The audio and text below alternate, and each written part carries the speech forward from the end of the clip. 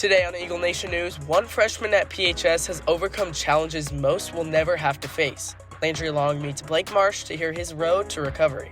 Edwin Varghese, a sophomore violinist, is dedicated to his craft. Zach Manning sits down with Edwin to hear his story.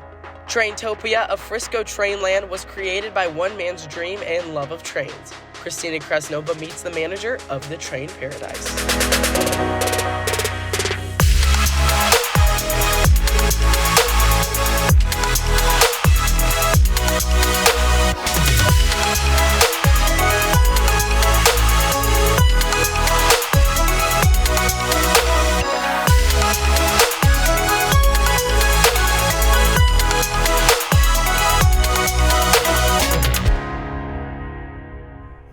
Good morning, Eagle Nation, and thank you for joining us. Today is Friday, March 3rd. I'm Parker Reynolds. And I'm Colton Boston.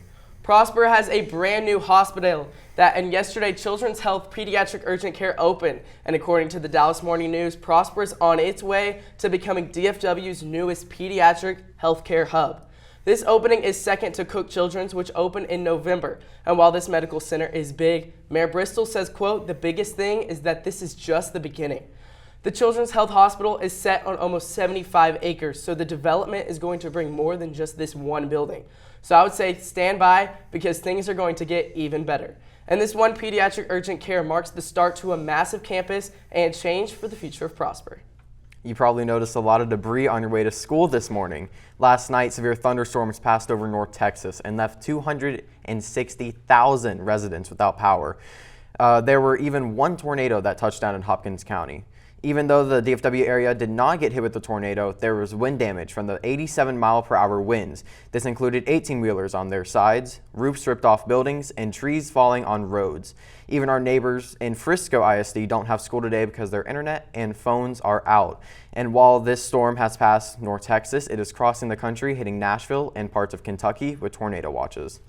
Yeah, Colton, it's crazy. On the way to school today, I saw multiple trees down. The light at Preston and Prosper Trail was completely sideways. It could have been so much more worse. Yeah, my neighbor's fence was completely destroyed after that. That's just crazy.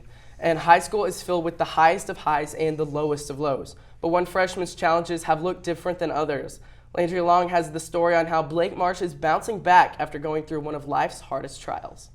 Meet Blake Marsh, a compassionate brother and son, a loving friend, a strong football player and wrestler, and a leukemia cancer survivor. So when we first found out about his cancer, obviously, it's no news any parent wants to hear. Pretty devastating, and I think a sense of denial. It's a really strong emotional roller coaster through that. I think Blake, on the second day was like, there's no point in being mad. Let's just beat this thing. But Blake refused to be defined by his cancer diagnosis, staying positive throughout treatment and being brave for his family. Blake kept us strong when the first time I went to go visit him when he got diagnosed, he said there's no need to be angry about it. And he was just very positive from day one. After 207 days, 71 nights in the hospital, 5 intense rounds of chemotherapy, and 3 bone marrow biopsies, Blake is bouncing back and is cancer-free, coming home to his family and soon returning to school. Whenever I was told that I was cancer-free and hit remission, that was the best feeling in the world. That means that it was one step closer to finishing my journey and going home for good. It feels amazing. It feels like I have a bright future ahead and I can do some things with my friends that I hadn't been able to do while in the hospital. While in the hospital, Blake's friends made it a priority to spend as much time as possible with their friend, never taking any time for granted. I stayed strong for Blake because I knew that he was going through something that no one should ever go through and that he needed people to be there for him. Blake's story is not stopping with him beating cancer, yet it's just starting. Reporting for Eagle Nation News, I'm Landry Long. Blake Marsh was given the opportunity to share his journey of his diagnosis at the new Children's Health Hospital ceremony yesterday morning. Yeah, and it's great that he was able to beat cancer and especially announce it at a new building. Yeah, his story is incredible. Yeah. Moving from new buildings to new seasons, there's always something going on in the entertainment world. Talent Talk is next. Stop by Prosper Blooms for all your floral needs. Located on West Broadway in downtown Prosper, the locally owned flower shop is home to arrangements for every occasion. Prosper Blooms also offers earrings, headbands, Prosper gear, and more. Come by and make your own arrangement at the Blooms Bar or order a designed arrangement. Prosper Blooms offers same-day design and hand delivery to cater to all your plant needs. Prosper Blooms, the one-stop shop for everything floral in Prosper. There is no shortage of interesting streaming options this week between The Mandalorian and The Last of Us. Madeline is here with episode dates and details in this week's edition of Talent Talk. Madeline? Thanks, Colton. Everyone's favorite father-son duo is back in Season 3 of The Mandalorian. I am a huge Star Wars fan, and seeing Grogu and Mando side by side on my TV screen again made my week. This has been one of my favorite shows for years now, and I'm so glad that the wait is finally over. If you haven't watched The Book of Boba Fett, another original Star Wars series, you might be confused as to what's happening in Episode 1 of The Mandalorian's new season, which released on Wednesday. There is some crossover between the two shows, but I'll refrain from any spoilers and stress the importance of watching Book of Boba Fett before starting Season 3 of The Mandalorian. Episodes are set to release every Wednesday, with the season finale streaming on April 19th. Mando isn't the only grumpy adoptive father figure played by Pedro Pascal in TV this week. I have to say, I am not complaining about this pattern by any means, and neither is most of the internet from what I've seen. Pascal also plays Joel Miller in The Last of Us, which is adapted from a video game of the same name and takes place 20 years into a fungal apocalypse. Joel meets Ellie Williams, a teenaged orphan born after the initial outbreak and raised in Boston's quarantine zone, who may be humanity's last hope. The father-daughter relationship that forms between the two characters is heart-wrenching, complicated, and has had me on the edge of my seat. The Last of Us has been renewed for a second season, and the 7th and final episode of Season 1 will air on HBO Max at 8 p.m. this Sunday. I think that's enough Pedro Pascal adoration for one day. Back to you at the desk.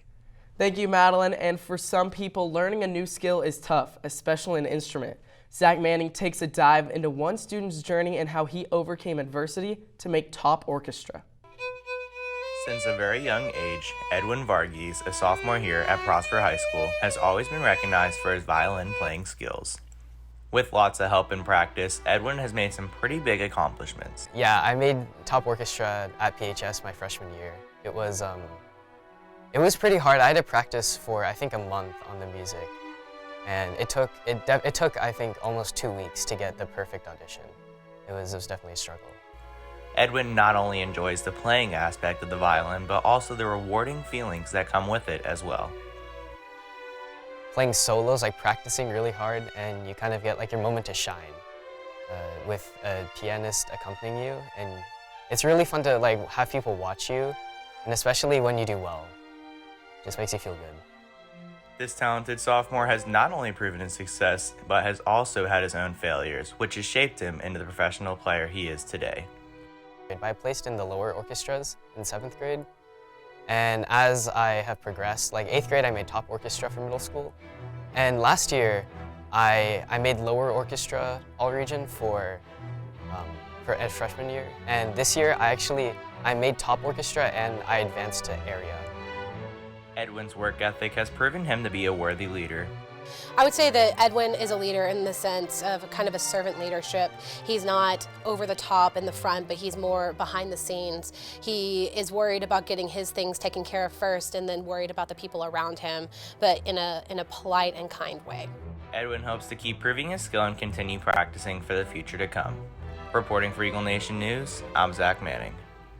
It's amazing to see how orchestra and music has impacted Edwin. Yeah, Colton, and the fact that Edwin is only a sophomore shows how much work he has put in to make such a high level of orchestra. And just like Edwin, student athletes are also putting in the work. Stay tuned, because game time is next. 4 PHS students won the state championship last week in the UIL academics competition for traditional animation. Seniors Giovanni Sampanato, Michael Solier, Elena Hamilton, and freshman Rocco Sampanato created an animation over the span of 4 months. Last week, they were awarded first in state. The film can be found on the Eagle Production Group's YouTube channel. Congratulations to these talented young animators. Spring sports are in full swing. Grace Escobar is in the studio with this week's Game Time. Thanks, Parker. It is finally baseball season. Last weekend, the Eagles took part in the 380 Baseball Classic and went 6-0. The Eagles were named runner-up Game Grade 6A Team of the Week. The Eagles are currently taking part in the 5-tool invitational here at the Prosper Baseball Field. In softball news, the Lady Eagles weren't able to pull out a win in the Allen tournament last weekend, going 0-5. Lady Eagles then played Keller Timber Creek on Tuesday, but were able to close the night out with a win, falling short 5-3. The Lady Eagles are taking part in the Turf Wars tournament right now at Eaton High School. Switching over to golf, over the weekend, the boys golf team participated in the Waco ISD Spring Invitational and tied for first, but weren't able to secure the win in playoffs. Freshman Young J Park finished second overall. In girls golf news, the Lady Eagles are at Tangle Ridge Golf Course taking part in the regional preview right now. The boys powerlifting team is also competing today in the regional meet at Keller Central High School. The meet will continue throughout the weekend.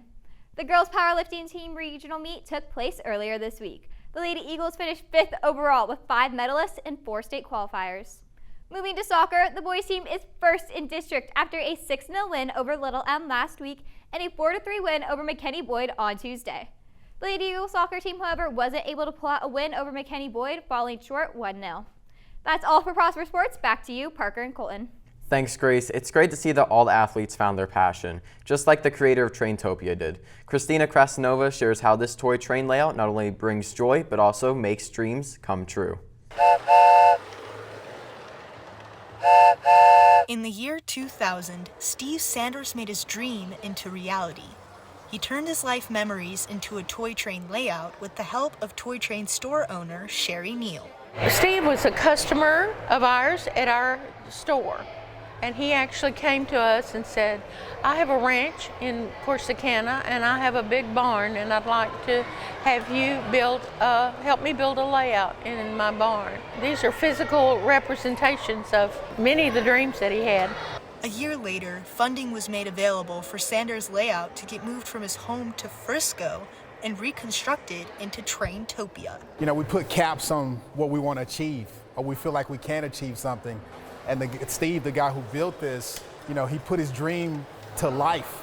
And it just makes you realize that this is something that's achievable for yourself. Now, as the manager of Traintopia, Neil gets to share his imaginations for thousands to enjoy. I get to show people his dream. As I said earlier, it's really amazing how similar his dreams are to so many of our visitors that come in. We've always wanted a layout, or these are memories or dreams that they wanted to travel to these certain places, and now they too get to see them, just like his family and friends did on his layout. Although he passed away soon after completion, his dream was made much larger than he could have ever imagined. I'm Christina Krasnova, reporting for Eagle Nation News. It's so amazing to see how someone turned this project into an entire travel destination. Yeah, and I think it's incredible that his dreams came true through this train layout. I know when I was little, I would have been all over wanting to go every day. Same. And that's all we have for you today, Eagle Nation. Once again, I'm Colton Boston. And I'm Parker Reynolds. Thank you for tuning in, and we will see you in 2 weeks. Have a great spring break and a great rest of your day, and go Eagles.